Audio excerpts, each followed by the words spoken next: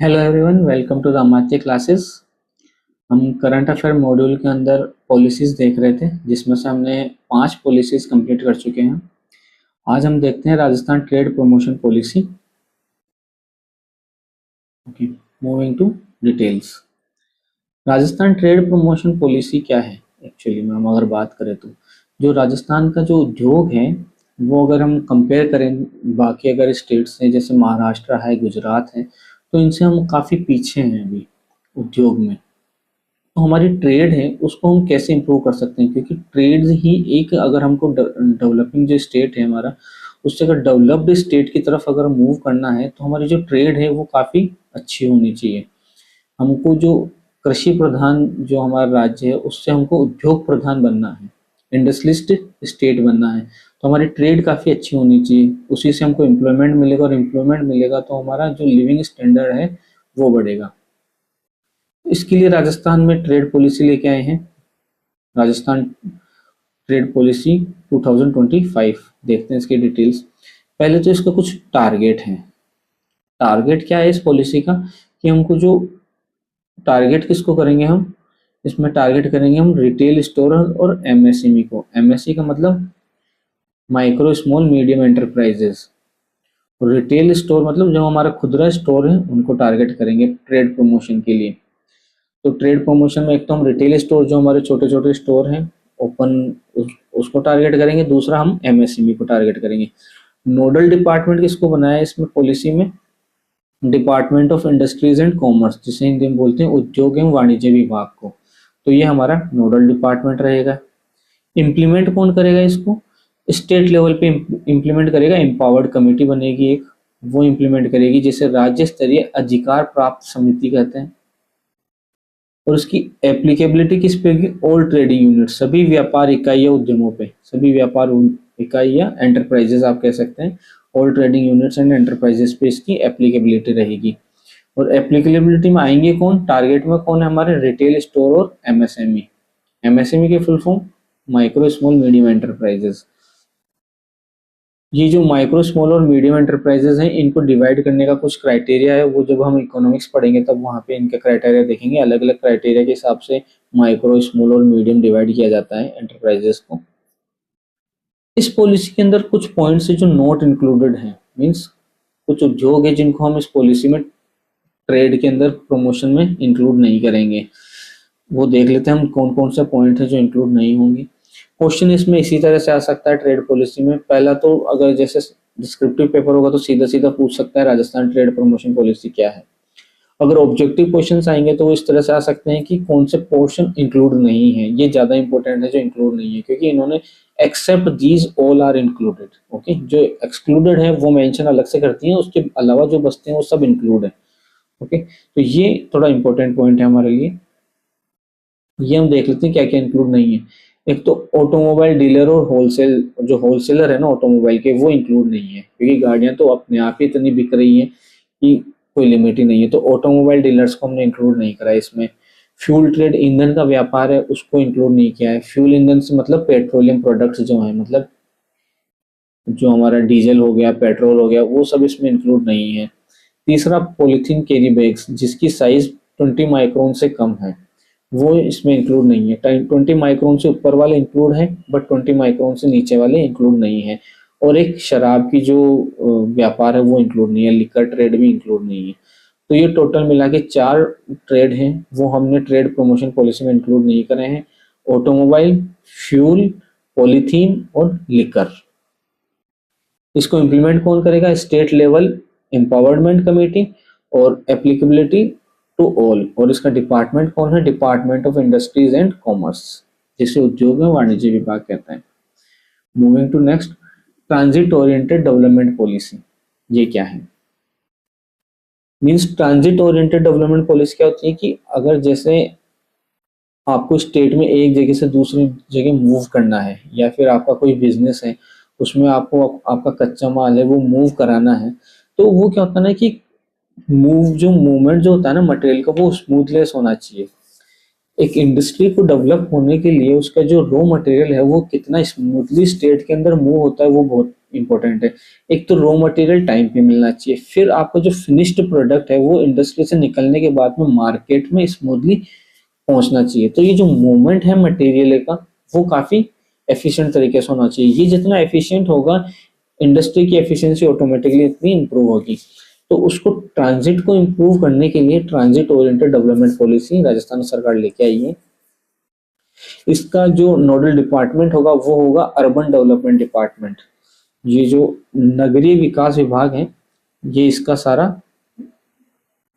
काम देखेगा, इस तरह से डेवलपमेंट करना है। इसमें सारे सिटीज इंक्लूड रहेंगे, सभी सिटीज को काउंट किया है इन्होंने। ओके, फिर टीओडी जोन्स कुछ डिसाइड किया है। टीओडी जोन हम देख लेते हैं किस तरह से डिसाइड किया जाता है, ये एक इंपॉर्टेंट पॉइंट है इसमें। टीओडी जोन का मतलब है transit oriented development zone. Okay, TOD का मतलब है ट्रांजिट ओरिएंटेड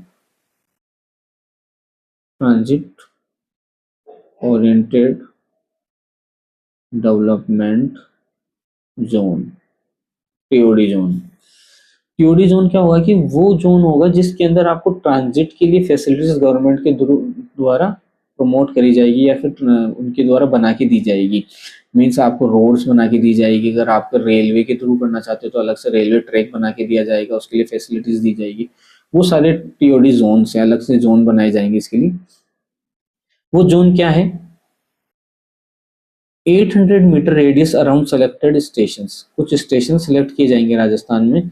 सपोज कीजिए जयपुर सेलेक्ट किया गया, तो उसके अराउंड 800 मीटर की रेडियस में, मीन्स ये 800 मीटर की रेडियस हो गई, तो जयपुर के अराउंड इस एरिया के अंदर ट्रांजिट जोन डेवलप किया जाएगा। उसके लिए आपको मेट्रो रेलवे स्टेशन डेवलप किए जाएंगे और उसको डेवलप करने की कंडीशन क्या है कि 5000 पैसेंजर ट्रेवल वन साइड। एक साइड में कम से कम 5000 यात्री एक टाइम पे यात्रा होनी चाहिए। सपोज करो आप आज का दिन काउंट करते हो, आज के दिन में एक साइड 5000, इधर से जाने वाले 5000 और ये 5000 फिर इधर वापस आने वाले, तो टोटल कितने हो गए 10,000। ठीक है, तो एक साइड यात्री 5000 होने ही होने चाहिए। एक साइड यात्री 5000 होनी चाहिए, तो हम उसको मेट्रो या रेलवे स्टेशन डेवलप करेंगे वहां पे और उसको as a TOD zone declare किया जाएगा। तो ये थी ट्रांजिट ओरिएंटेड डेवलपमेंट पॉलिसी। इसके अंदर हमने देखा कि इसका जो डिपार्टमेंट है अर्बन डेवलपमेंट डिपार्टमेंट देखेगा, नोडल डिपार्टमेंट, ऑल सिटीज इसके अंदर काउंट होगी। टीओडी जोन कैसे डेवलप करे जाएंगे, जो आपका सिटी है उससे 800 मीटर की रेडियस के अंदर अंदर इसको टीओडी जोन डेवलप किए जाएंगे सेलेक्टेड स्टेशन पे। कैसे कैसे किया जाएगा, वहां पे मेट्रो या रेलवे स्टेशन बनाया जाएगा। कब बनाया जाएगा, जब 5000 लोग 5000 पैसेंजर से ज्यादा वन साइड ट्रेवल करते हो वहां पे। तो ये हमारी ट्रांजिट ओरिएंटेड डेवलपमेंट पॉलिसी है। नेक्स्ट हम देखते हैं 100% डिजिटलाइजेशन ऑफ वोटर लिस्ट किया हुआ है। अभी हमने एसआईआर, आप सबने सुना होगा राजस्थान में एसआई ऑल इंडिया में ही चल रहा है एसआईआर। तो राजस्थान में जो हमारे टीचर्स वगैरह हैं वो लगे हुए हैं एसआईआर करने के लिए। काफ़ी सारी न्यूज़ वगैरह हमने सुनी थी, अभी नेगेटिव न्यूज़ भी आई थी एसआईआर को लेके लास्ट मंथ में कि बहुत सारा वर्क बर्डन होने के कारण बहुत लोग क्या ट्रोमा में थे एसआईआर को लेके। जिनका हो रहा था वो भी दुखी थे और जो कर रहे थे वो भी दुखी थे, तो दुखी दुख था एसआईआर को लेके। ठीक है, तो ये हमारा 100% डिजिटाइजेशन का जो टारगेट था वो हमने कंप्लीट कर लिया राजस्थान ने। और ये राजस्थान देश में पहला ऐसा स्टेट है जिसने 100% कंप्लीट किया है। तो आप देख सकते हो कि मानना पड़ेगा हमारे जो इस कर्मचारी है राजस्थान सरकार के, उन्होंने कितना एक्टिवली इसको कंप्लीट किया है और कितना वर्क प्रेशर रहा होगा उनके ऊपर कि फर्स्ट आने के चक्कर में ऐसे सर्दी गर्मी मतलब रेल बना दी सबकी। एसआईआर की फुल फॉर्म क्या है, स्पेशल इंटेंसिव रिवीजन, जिसे हिंदी में कहते हैं विशेष गहन पुनर्निरीक्षण। ठीक है, डिटेल में स्टडी करी जाएगी एक एक वोटर की, भाई साहब ये फर्जी तो नहीं है वोटर, तो यहाँ तो कैंडिडेट ही फर्जी निकल रहे हैं तो वोटर की तो क्या ही बात है राजस्थान में, नॉर्मल सी बात है। लेकिन अच्छा काम किया है, एसआईआर कराया गया है। बहुत सारे जो फर्जी वोटर्स थे जो वोट नहीं डाल रहे थे या फिर जो यहाँ से चले गए थे गलती से जुड़े हुए थे, काफी करेक्शंस कराए गए हैं। ठीक है, और इसके जो ऑफिसर थे करने वाले, इसके पीछे कौन थे? चीफ इलेक्टोरल ऑफिसर नवीन महाजन। हमारे चीफ इलेक्टोरल ऑफिसर कौन है? नवीन महाजन। इनका नाम हमें याद रखना है। नवीन महाजन हमारे चीफ इलेक्टोरल ऑफिसर है। एसआईआर हुआ और हम राजस्थान कंट्री के अंदर पहले स्थान पे हैं। तो इम्पोर्टेंट न्यूज़ है क्योंकि राजस्थान ने फर्स्ट रैंक हासिल करी है। किसी चीज़ में तो राजस्थान पहला आ रहा है कम से कम, अब आने लगा है, नहीं तो पहले कभी आता ही नहीं था पहला। ठीक है, काफ़ी सीरियस हो गए हैं रैंक को लेके हर चीज़ में हम। सभासार इनिशिएटिव क्या है? ठीक है, सभासार इनिशिएटिव, इसमें हमारी 14th रैंक है सभासार इनिशिएटिव में। पहली चीज पहले ये हम देखते हैं कि है क्या सभासार इनिशिएटिव। सभासार इनिशिएटिव एक्चुअली में ministry of Panchayati Raj government of India के अंडर में चलाया हुआ इनिशिएटिव है, जिसे हम पंचायती राज मंत्रालय भी कहते हैं हिंदी में। तो जब भी हमारी पंचायती राज, जो हमारी ग्राम पंचायत है, उसमें जो सरपंच हमारे होते हैं, सरपंच साहब, ठीक है, गांव में आपको पता ही है सरपंच साहब को छोड़ के बाकी सारे ही सरपंच होते हैं। एक सरपंच साहब ही सरपंच साहब नहीं होता, बाकी सब हर गांव का हर दूसरा आदमी सरपंच होता है। तो जब ये मीटिंग होती है ग्राम पंचायत की या ग्राम सभा की जो मीटिंग होती है, तो उसके जो एमओएम डेवलप होता है, एमओएम जो लिखा जाता है मीटिंग का, इसको बोलते हैं meetings, memorandum of meetings, memorandum of meeting, या फिर मीटिंग मिनट्स जो लिखे जाते हैं, मीन्स आपने क्या डिसीजंस लिए मीटिंग में, वो सारी डिटेल्स जो हैं एमओएम, वो एआई के थ्रू जनरेट होगा। यूजिंग एआई हम एमओएम जनरेट करेंगे मीटिंग्स के, जो ग्राम सभा और ग्राम पंचायत के होंगे, तो उसे हम कहते हैं सभासार पहल, सभासार इनिशिएटिव। उसमें राजस्थान की 14th रैंक है। आप देख रहे हो एआई और जो डिजिटलाइजेशन है वो किस लेवल तक हम पहुंचा रहे हैं। जो हमारा लोकतंत्र का बेसिक मूल है, लोकतंत्र का बेसिक क्या है हमारा? ग्राम सभा। ग्राम सभा, यहीं से हमारा लोकतंत्र स्टार्ट होता है। ग्राम सभा से हम विधानसभा पे आते हैं, विधानसभा से हम लोकसभा पे आते हैं। ठीक है, यही 3 चरण है हमारे लोकतंत्र के। तो लोकतंत्र की जो बेसिक इकाई है ग्राम सभा, वहां तक डिजिटलाइजेशन और एआई को पहुंचाने का काम कैसे कर रहे हैं हम? सभासार इनिशिएटिव से। Okay, moving to next, city acceleration programme. City acceleration programme actually में क्या है? सिटी एक्सीलरेशन प्रोग्राम जो हमारे राजस्थान के अंदर, एक तो हम राजस्थान क्या है ना कि यहाँ पे सूरज की गर्मी अपार है, मतलब ऐसी गर्मी पड़ती है भाई साहब कि आप अगर मई जून के अंदर बाहर निकल जाओ तो बिल्कुल तल जाओगे बिना तेल के। अतः तो गर्मी पड़ती है अपने पास में, अतः अपने पास में सर्दी पड़ती है।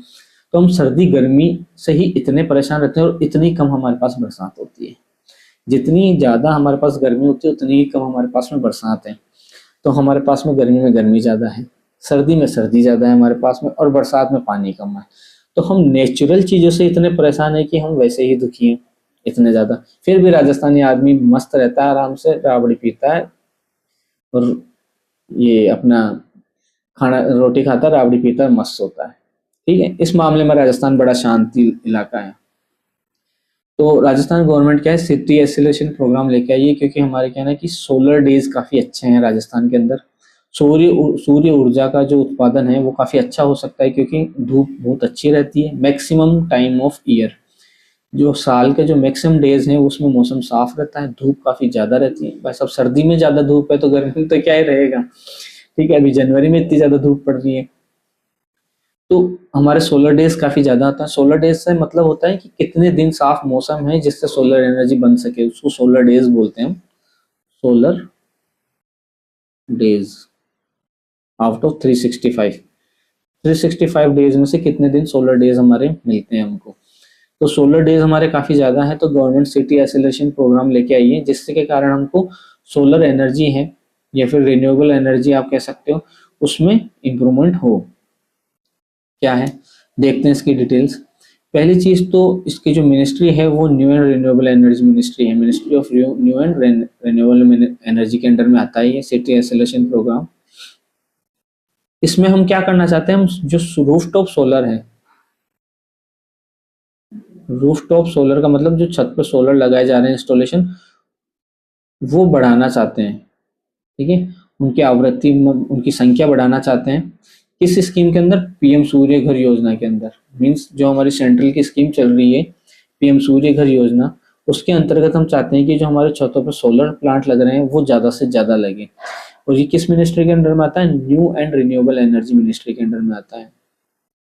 तो उसके लिए हमने सिटी एसेलरेशन प्रोग्राम, मतलब सिटीज के अंदर ज़्यादा से ज़्यादा सोलर लगाया जाए, इसलिए सिटी एसेलरेशन प्रोग्राम स्टार्ट किया है। 4 सिटीज को हमने इसके अंदर काउंट किया है, जयपुर, उदयपुर, जोधपुर और अजमेर। ये 4 सिटीज हैं जिसको इस प्रोग्राम में इंक्लूड किया गया है। भाई साहब 4 ही तो मेन सिटीज है राजस्थान, वो चारों तो आप ले ही लिए हो।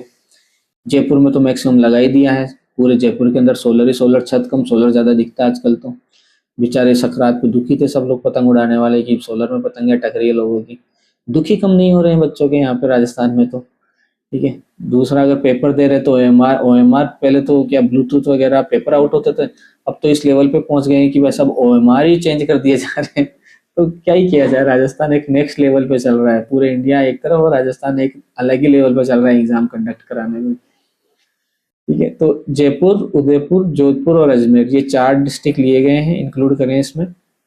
टारगेट क्या है हमारा? टारगेट है 500 gigawatt of renewable energy by 2030।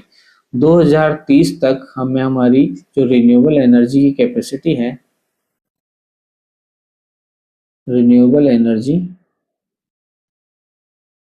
Capacity है, उसको बढ़ा के कितना करना है? 500 गीगावाट तक करना है।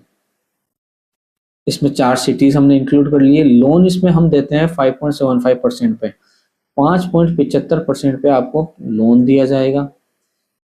और इस पे एडिशनल स्टेट सब्सिडी दी जाएगी, कितना? 17,000 रुपये। मीन्स एक तो आपको सेंट्रल सब्सिडी मिल रही है सेंट्रल गवर्नमेंट के थ्रू,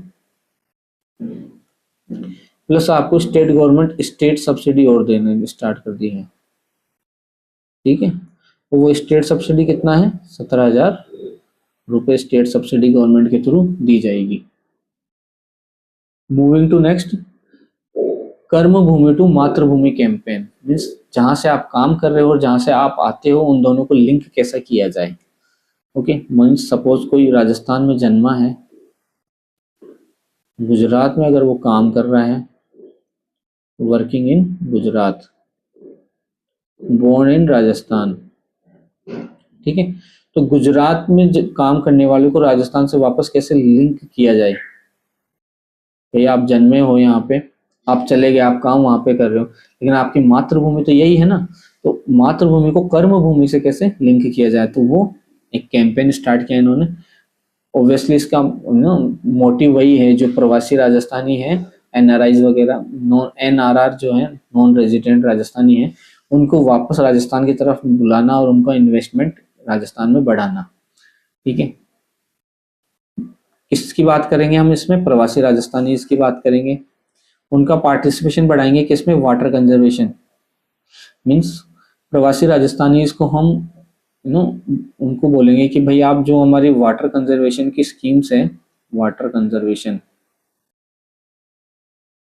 ओके, जल संरक्षण की जो स्कीम है उसमें इन्वेस्ट कीजिए, और हमारा जो राजस्थान का ग्राउंड वाटर का जो लेवल है, जल स्तर है, उसको बढ़ाने में राजस्थान सरकार की मदद कीजिए। मीन्स जो भी यहाँ के एनआरआर हैं वो कहीं ना कहीं वर्क करते होंगे, तो उनको सीएसआर करना पड़ता होगा। कॉर्पोरेट सोशल रेस्पॉन्सिबिलिटी एक टर्म होती है, जो आपको जो प्रॉफिट का कुछ परसेंट है, 3% है, वो आपको सोसाइटी को उसकी भलाई के लिए खर्च करना पड़ता है, सोसाइटी के इम्प्रूवमेंट के लिए। तो वो 3% आप यहाँ लगाइए वाटर कंजर्वेशन और ग्राउंड वाटर इम्प्रूवमेंट के लिए हमारे राजस्थान के अंदर, जो राजस्थान में जन्मे उन लोगों के लिए स्पेसिफिकली। तो हम आपको क्या ना कि एडवर्टाइज करेंगे, आपको अवार्ड देंगे और फला फला चीजें। तो ऑलमोस्ट सारी चीजें लिंक हैं।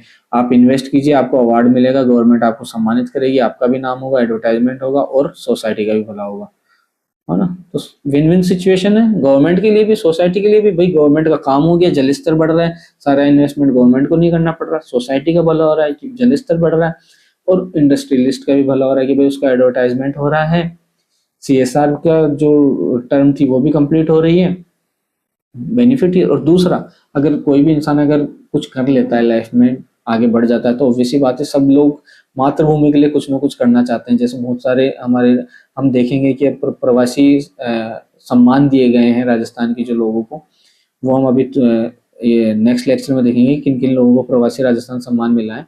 तो उन लोगों ने राजस्थान के लिए बहुत कुछ किया है। ओके, नेक्स्ट टू प्रवासी राजस्थानी दिवस। अच्छा, इसमें टारगेट आप देखना मिस हो गया है। टारगेट है इसके अंदर construction 5000 recharge and water conservation structure in 4 year. 4 साल के अंदर हमको 45,000 recharge and water conservation structures बनाने हैं, ये टारगेट है इसका। 45,000 रिचार्ज वाटर लेवल इंप्रूव करने के लिए वाटर कंजर्वेशन स्ट्रक्चर बनाने कितने 45,000, ये टारगेट है। ओके, मूविंग टू प्रवासी राजस्थानी दिवस। ये पहली बार सेलेक्ट किया जाएगा। ओके, पहली बार बनाया जा रहा है प्रवासी राजस्थानी दिवस। इसको बनाने के इसको सेलिब्रेट करने वाले कौन है, मींस पार्टिसिपेट कौन कौन कर रहा है। तो राजस्थान फाउंडेशन करवा रही है इसको, बीआईपी करा रहा है, रिको करा रहा है और सीआईआई करा रहा है। जिसमें हम राजस्थान फाउंडेशन के बारे में पिछली स्कीम में भी देखा था। बीआईपी हमारा bureau of investment promotion, okay. RIICO है हमारा Rajasthan state industrial development investment, और सीआईआई है हमारा confederation of Indian industry. Okay, तो ये चारों मिलके प्रवासी राजस्थान दिवस ऑर्गेनाइज करा रहे हैं। इसके अंदर कुछ इनिशिएटिव्स लिए गए हैं, वो इनिशिएटिव्स हम देखते हैं। पहला, department of national and international non resident Rajasthani affairs, ये एक स्टेब्लिश किया जाएगा। ये डिपार्टमेंट अलग से स्टेब्लिश किया जाएगा जो डील करेगा प्रवासी राजस्थानियों से रिलेटेड रिलेशंस और उनके ग्रीवेंसेस को सोल्व करने के लिए। ओके, तो ये अलग से डिपार्टमेंट बना रहे हैं राजस्थान सरकार, department of national and international non resident Rajasthani affairs. इसमें सारे नॉन रेजिडेंट राजस्थानी आएंगे, चाहे वो इंडिया में रह रहे हो चाहे वो विदेश में रह रहे हो। दूसरा है नॉन रेजिडेंट राजस्थानी पॉलिसी, एक नई पॉलिसी हम लेके आएंगे। ओके, नॉन रेजिडेंट राजस्थानी इसके लिए अलग से पॉलिसी लेके आएंगे। और expansion of Rajasthani foundation, Rajasthani foundation का हम विस्तार करेंगे। तो ये 3 इनिशिएटिव लिए हैं। ओके, इन द समरी हम फिर से देखते हैं प्रवासी राजस्थानी दिवस को पहली बार मनाया जा रहा है। जो मिल इसको ऑर्गेनाइज करा रहे हैं वो है Rajasthan foundation, BIP bureau of investment promotion, RIICO Rajasthan state industrial development investment, और CII confederation of Indian industry. ये चारों मिलके और प्रवासी राजस्थानी दिवस मना रहे हैं। इसका टारगेट क्या है, जो प्रवासी राजस्थानी हैं उनको एनकरेज करना कि हाँ आप आइए और राजस्थान में इन्वेस्ट कीजिए। 3 इनिशिएटिव लिए गए हैं। क्या इनिशिएटिव है, department of national and international non resident Rajasthani affairs का एक डिपार्टमेंट बनाया जाएगा, जिसे हिंदी में बोलते हैं राष्ट्रीय एवं अंतर्राष्ट्रीय प्रवासी राजस्थान मामलात विभाग। दूसरा, नॉन रेजिडेंट राजस्थान पॉलिसी बनाई जाएगी, नई प्रवासी राजस्थानी नीति लेके आएंगे। तीसरा, expansion of Rajasthani foundation, Rajasthani foundation है उसका विस्तार किया जाएगा। तो ये 3 इनिशिएटिव हो गए और ये प्रवासी राजस्थानी दिवस सेलिब्रेशन हो गया। इसके बाद में नेक्स्ट लेक्चर में हम देखेंगे कि जो हमारे प्रवासी राजस्थानी हैं उनको अवार्ड से सम्मानित किया गया है। 10-12 लोग हैं जिनको सम्मानित किया गया है। 10 वो सारे के सारे लोग इंपॉर्टेंट रहने वाले हैं क्योंकि वो काफी बड़े इंडस्ट्रियलिस्ट हैं और राजस्थान में जन्मे हुए हैं और राजस्थान से उनका लिंक है, तो वो काफी इंपॉर्टेंट रहने वाले हैं। उनका नाम कभी भी एग्जाम में पूछा जा सकता है। तो वो हम नेक्स्ट क्लास में देखेंगे। आज के लिए इतना ही। Thank you very much.